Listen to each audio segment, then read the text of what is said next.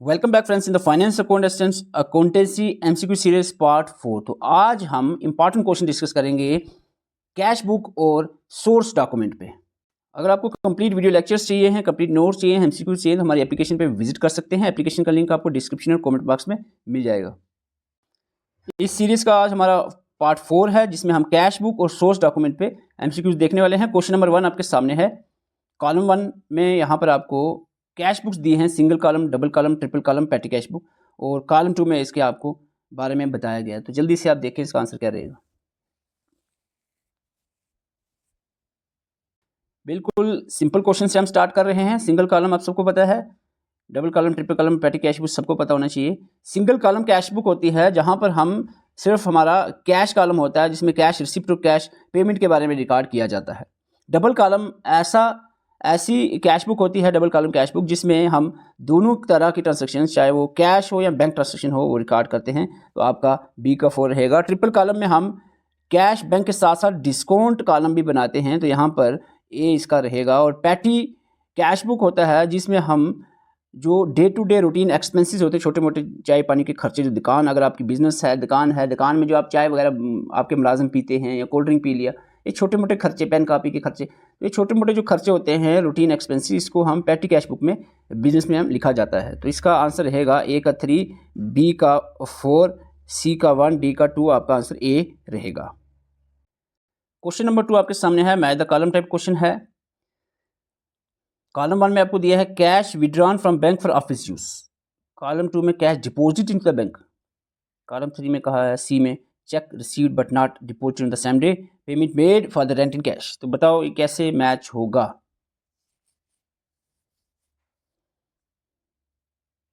देखो एक चीज़ आपको पता होनी चाहिए, कंट्रा एंट्री क्या है। कंट्रा एंट्री के केसेस क्या होते हैं, उसकी दो मेन एग्जांपल्स हैं। कैश बैंक से विड्रॉ किया ऑफिस यूज़ के लिए, या बैंक में पैसा जमा कराना है, पैसा निकालना ऑफिस के लिए, पर्सनली अगर ड्राइंग की वो अलग बात, ऑफिस यूज़ के लिए तो उसको कंट्रा एंट्री होगी उसकी, ठीक है। इन दोनों केसेस में नज़र आ रहा है आपको ए और बी में कि कंट्रा एंट्री होगी। अब बात यह है कि दो ऑप्शंस में कंट्रा एंट्री है, ऑप्शन तो इतना आपको मैच हो गया कि ए का आपको कंट्रा एंट्री में इसी होगा, ए और बी का। Cash withdraw from the bank for office use, इस केस में कैश बैंक से निकली है तो विड्रॉ हुई है, कंट्रा एंट्री तो होगी, कैश डेबिट होगा, बैंक अकाउंट क्रेडिट, ठीक है। Cash deposit to the bank, इस केस में भी कंट्रा एंट्री होगी, बैंक डेबिट होगा, कैश क्रेडिट होगा। Cheque receive but not deposited on the same day, इसकी एंट्री क्या होगी, डेबिट साइड कैश कॉलम में लिखा जाएगा। Payment made for rent in cash, rent दिया आपने कैश में, कैश कॉलम के क्रेडिट साइड में ये ट्रांजैक्शन लिखी जाएगी। तो आपका इस हिसाब से आंसर सीधा सीधा आ रहा है, ए का 1, बी का 2, सी का 3, डी का 4, आंसर आपका ए रहेगा। Question number 3, consider the following statements about the cash book. It is considered both a subsidiary book and a principal book. It records all cash and credit transactions of a business. When a cash book is maintained, a separate cash account is not opened in ledger. It means ये cash book act as a substitute for a journal for cash transaction. बताओ, पहली statement के cash book को subsidiary book और principal book कहते हैं, सही है। दूसरी statement, it record all cash transactions, ये ठीक था, लेकिन क्रेडिट ट्रांजैक्शंस नहीं होती, कैश और बैंक ट्रांजैक्शन ही कैश बुक में होती है, ये गलत है, तो ये ऑप्शन गलत रहेगा। कैश बुक जब बनाते हैं तो सेपरेट कैश अकाउंट लेजर में बनाने की जरूरत नहीं पड़ती, ये बात सही है। और ये सब्स्टिट्यूट करता है जनरल ट्रांजैक्शन जो होती हैं कैश की, ये भी सही है। तो आंसर इसका रहेगा 1, 3 एंड 4, बी आपका आंसर रहेगा, B. Question number 4, consider the following pair of account balances. बताओ, पेयर टाइप क्वेश्चन है। यहाँ पे पेयर 1 में कहा गया cash column balance always, cash column का जो बैलेंस होता है वो हमेशा डेबिट बैलेंस होता है, या नहीं होगा, या होगा या फिर जीरो होगा, क्रेडिट में नहीं जाएगा कैश कॉलम बैलेंस, क्या ये सही है। बैंक कॉलम जो बैलेंस होता है बैंक कॉलम में, वो डेबिट हो सकता है और क्रेडिट भी हो सकता है, माइनस में भी जा सकता है, क्या ये सही है। डिस्काउंट अलाउड जो कॉलम होता है always have credit balance. Petty cash balance always have credit balance, always have credit balance दोनों वाला सीधा सीधा ही गलत लग रहा है, ऐसा नहीं है, डेबिट बैलेंस होता है। और पहली दो स्टेटमेंट की बात करें, कैश कॉलम पैसा होगा या तो है, ये तो नहीं है। आपके पास कितने पैसे है, 10 रुपये, क्या अगर नहीं है तो जीरो है। आपको कहेंगे मेरे पास -25 रुपये का नोट पड़ा हुआ है, ऐसा तो नहीं है ना, कैश में या होगा या नहीं होगा, नेगेटिव नहीं होगा, ठीक है। बैंक में नेगेटिव जा सकता है। आप कभी कभार देखते हो, अभी अगर किसी बंदे के कोई लोन है, वो EMI उसने नहीं चुकाई है, तो उसका अकाउंट माइनस में भी आता है, आपका -8,000 रुपये, जब वो डालोगे तो कट जाएगा, तो माइनस में जाता है। बैंक ओवरड्राफ्ट जिसको हम कहते हैं, अनफेवरेबल बैलेंसेस कंडीशन में। तो ये स्टेटमेंट जो है वो सॉरी, पहली स्टेटमेंट भी करेक्ट ही है, तो दूसरी भी करेक्ट है, तीसरी और चौथी गलत है। आपका रहेगा 2 पेयर्स, 2 पेयर जो है, only 2 pairs correct. Question number 5, match the cash book balances with their nature. Cash book balances के बारे में अभी थोड़ा सा मैं आपको बता भी चुका हूं। आई होप आपको अब आसानी होगी इस क्वेश्चन करने में। Debit balance of cash column,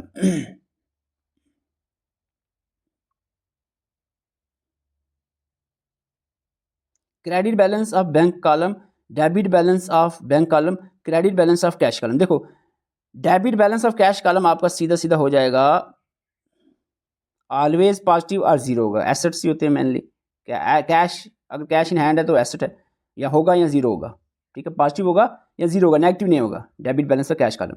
credit balance bank column में आ जाए तो वो जो है आपका रहेगा, वो आपका क्या रहेगा, वो आपका रहेगा बैंक ओवरड्राफ्ट लायबिलिटी, बैंक में पीछे चलेगा माइनस में, ठीक है।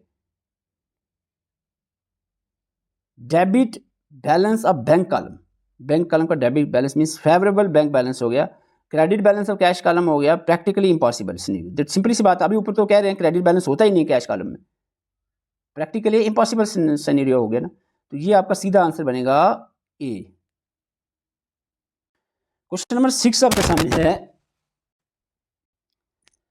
Consider the following pair of transactions and their cash book sides. Introduction of further capital, आप और कैपिटल इंट्रोड्यूस करते हो तो वो कौन सी साइड में आएगा। बिजनेस में कैपिटल डालें तो बिजनेस में पैसा आएगा, रिसिप्ट साइड में लिखेंगे। क्या ये बात सही है? Withdrawal of cash from the personal use, देखो पर्सनल यूज के लिए विड्रॉ किया कैश, तो बिजनेस से तो पैसा गया, बिजनेस से क्या पेमेंट हुई, क्या ये बात सही है? कैश स्टोलन फ्रॉम ऑफिस, पैसे ऑफिस से चुरा लिए गए, ऑफिस के लिए वो क्या हुआ, पेमेंट हुई, रिसिप्ट साइड में जाएगा, पेमेंट साइड में जाएगा, पेमेंट होगी, पैसा तो गया गया, पेमेंट आया, receipt. Interest credited by bank, bank ने बिजनेस का जो अकाउंट था उसमें पैसा डाल दिया, इंटरेस्ट क्रेडिट किया, तो आया बैंक कॉलम, बैंक कॉलम के रिसिप्ट साइड में आएगा। क्या ये बात सही? बताओ कितने पेयर करेक्ट हैं। तो आपको बता दें, इस क्वेश्चन में जो 4 पेयर दिए हैं, इनमें से चारों के चारों करेक्ट हैं। आंसर आपका डी रहेगा, all 4 pairs. Question number 7, consider the following pair of source document and books.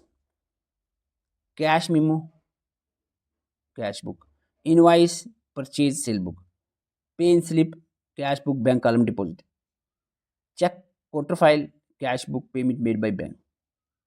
बताओ क्या रहेगा इसका आंसर। बुक्स जो है ना, आप जो बुक लिखते हो, बुक्स जो भी आप बनाते हो, मेंटेन करते हो, सोर्स डॉक्यूमेंट उसके रिलेटेड आपने देखना है। बताएं क्या रहेगा इसका आंसर। तो यहाँ पर जो बुक्स हमारी यूज़ हो रही हैं, कैश बुक, परचेज और sales book, cash book, bank column के डिपॉजिट साइड, कैश बुक के पेमेंट मेड बाय बैंक, तो ये सारी चीज़ें जो है आगे जो आपको सोर्स डॉक्यूमेंट बताए गए हैं, cash memo, invoice, pay slip, cheque in file, इस केस में पेयर 1 करेक्ट है, पेयर 2 जो है वो भी करेक्ट है, pair 3 is also correct, pair 4 is also correct. Answer आपका डी, ऑल पेयर्स करेक्ट रहेगा। क्वेश्चन नंबर 8 आपके सामने है, consider the following pair of special cash book scenarios. Direct deposit by customer into the bank, अगर एक customer direct bank में जमा करा देता है पैसा बिजनेस के, debit side of bank column वो लिखा जाएगा, बैंक चार्ज लगाता है, लिमिट करता है, credit side of cash column में लिखा जाएगा। क्या ये सही है? Dividend collected by bank, debit side bank column में लिखा जाएगा, payment made to the creditor by cheque, credit side bank column लिखा जाएगा। अभी इसको वीडियो पास करो, सोचो, 1 मिनट आपको दे रहा हूँ। तो इसमें आपको बता दें, पेयर 1 जो है direct deposit by customer into the bank, debit side bank column बिल्कुल सही है। बैंक चार्ज डिविड करता है, credit side of bank column होगा, कैश कॉलम नहीं होगा, तो ये स्टेटमेंट पेयर गलत है। Dividend collected by bank, debit side of bank column, ये करेक्ट है। Payment to the creditor by cheque, credit side of the bank column, ये भी सही रहेगा। आंसर आपका रहेगा only 3 pairs are correct. Question number 9, consider the statement about the cheque handling. If a check is received and deposited on the same day, it is recorded in the bank column on the debit side. बताएं. If a check is received but kept in hand, it is treated as cash and entered in the cash column. If an earlier received check is deposited today, it triggers the contra entry. Dishonor of check previously deposited require an entry on the debit side of the cash book. तो इस case में अगर आप ध्यान से समझो तो पहली स्टेटमेंट है जहां पर चेक रिसीव किया और उसी दिन में चेक लिया और दिया बैंक में, तो बैंक कॉलम के डेबिट साइड में आएगा, ये बात सही है. If cheque is received but not kept hand, हाथ में रखा, उसको कैश ट्रीट किया जाएगा, कैश कॉलम में लिखेंगे, ये बात बी सही है. एक अर्लियर रिसीव चेक जो डिपॉजिट किया जाए टुडे, वो कंट्रा एंट्री होगी उसकी, ये बात गलत है. Dishonour of cheque previously deposit किया require an entry on the debit side of the cash book, this is also correct. तो आपका 1, 2 एंड 4 रहेगा answer, that is option number B. Question number 10 आपके सामने है. Consider the following pairs of cash books and their respective columns. Single column cash book, simple question आ गया, बिल्कुल simple, जल्दी से आंसर बता दें. सिंगल कॉलम कैश बुक में cash column only, single column cash book में सिर्फ कैश कॉलम होता है. डबल कॉलम कैश बुक में कैश और डिस्काउंट कॉलम होता है. क्या बात सही है? ट्रिपल कॉलम कैश में cash book, cash, bank and discount column होते हैं. पेयर हैं, आपको बताना है करेक्टली मैच पेयर कितने. करेक्टली मैच पेयर की बात करें, पहला और तीसरा करेक्टली मैच है, आंसर बी रहेगा. जो सेकंड वाला है यहाँ पर कैश और बैंक कॉलम होना चाहिए, डिस्काउंट कॉलम नहीं. डबल एंट्री में कैश और बैंक होता है, आंसर बी रहेगा. Question number 11 match the column type question है. अब सोर्स डॉक्यूमेंट में हम बात करने वाले हैं. एक कॉलम 1 में सोर्स डॉक्यूमेंट है, कॉलम 2 में पर्पस दिया है. Cash memo, invoice, receipt, 3 source document पे बात करेंगे. बताएं कैश मेमो क्या है, इनवाइस क्या है और रिसिप्ट क्या है, बताएं. तो यहां पर आपको बता दें cash memo is prepared for cash sales of goods. Invoice is prepared for credit purchase और सेल्स ऑफ गुड्स. और रिसिप्ट बनती है issued when cash is received from a customer. इसका आंसर इस हिसाब से रहेगा आपका ऑप्शन ए. क्वेश्चन नंबर 12 आपके सामने है. Identify the correctly matched pair showing the effect of issuing specific documents. आपको मैंने डेबिट नोट क्रेडिट नोट पे डिटेल से लेक्चर दिया है एप्लीकेशन पे, आपने देखा होगा. और यहाँ पर डेबिट नोट क्रेडिट नोट के बारे में आपको बताया जा रहा है. डेबिट नोट क्रेडिट नोट पे एक पेयर इनमें से करेक्ट है, 3 गलत हैं, एक pair correct. Debit note suppliers account is debited by buyers book. In the buyers book, buyer की जो बुक होगी उसमें सप्लायर का अकाउंट डेबिट किया जाएगा. डेबिट नोट तब बनाते हैं. Credit note customer account is debited in the sellers book. Debit note amount payable to the supplier increases. Credit note issued when supplier over charging the buyer. तो बताएं कौन सा pair correctly match है. इन 4 options pairs में से only जो है pair number 1 A correct है, तो आंसर आपका ए ही रहेगा. Question number 13 match the column type question है. डेबिट नोट क्रेडिट नोट पे इन स्लिप आपको दिया है, तो आपको यहाँ पर बताना है डेबिट नोट क्रेडिट नोट और पे इन स्लिप कहाँ मैच करेगा. डेबिट नोट की बात करें तो देखो गुड्स रिटर्न वाला ही पहला ए जो है 1 के साथ तो बिल्कुल नहीं जुड़ेगा. 2 और 3 में से देखो goods return by customer. Sales return पे डेबिट नोट होता है क्या? क्या परचेज रिटर्न पे होता है? आपको मैंने कहा था डीपी याद रखना, जैसे व्हाट्सएप पे डीपी होती है, DP debit note purchase return. Goods return to the supplier. जब एक बिजनेस है अगर पीछे सप्लायर को वापस करता है तो दैट तब डेबिट नोट बनता है. ठीक है, अगर कस्टमर को रिटर्न किया जाए, सेल्स रिटर्न किया जाए तो क्रेडिट नोट बनता है. ठीक है, पे इन स्लिप का रहेगा डिपॉजिट कैश और check into the bank. Pay in slip जब पैसा जमा कराते हैं ना, वो जो स्लिप होती है पे इन स्लिप वो होती है. सिंपल सी बात है, आंसर आपका बी रहेगा.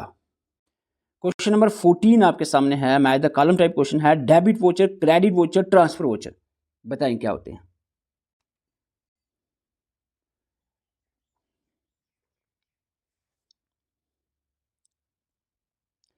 डेबिट वोचर जो होते हैं prepaid for cash payments. Credit voucher जो होते हैं, credit voucher prepare for cash receipts. Transfer voucher जो है ये प्रिपेयर किए जाते हैं फॉर नॉन कैश ट्रांसफर. तो आंसर आपका सी रहेगा.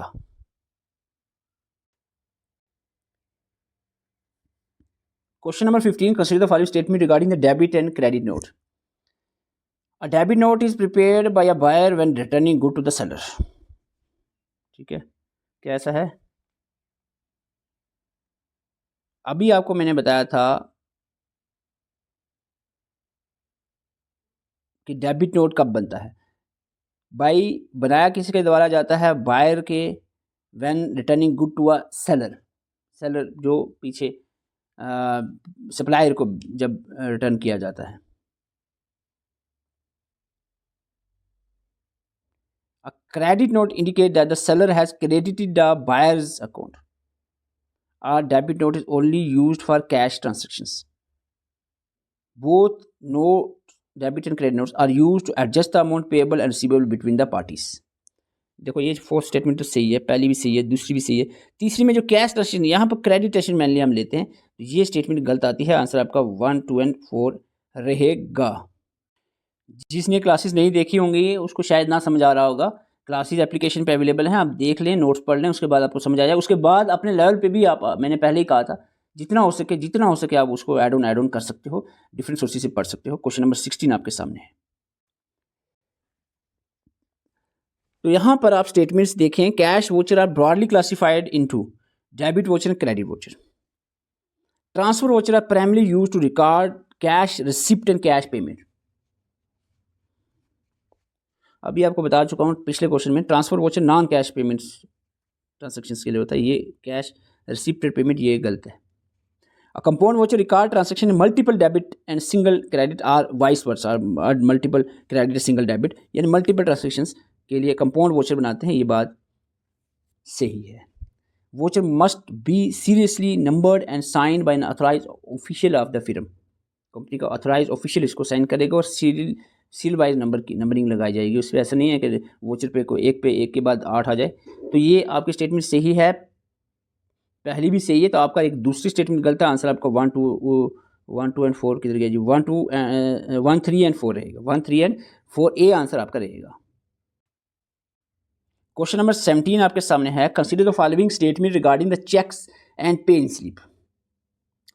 अ pay in slip is a form, एक फॉर्म होता है जो प्रोवाइड किया जाता है बैंक के द्वारा टू डिपॉजिट द कैश और चेक्स।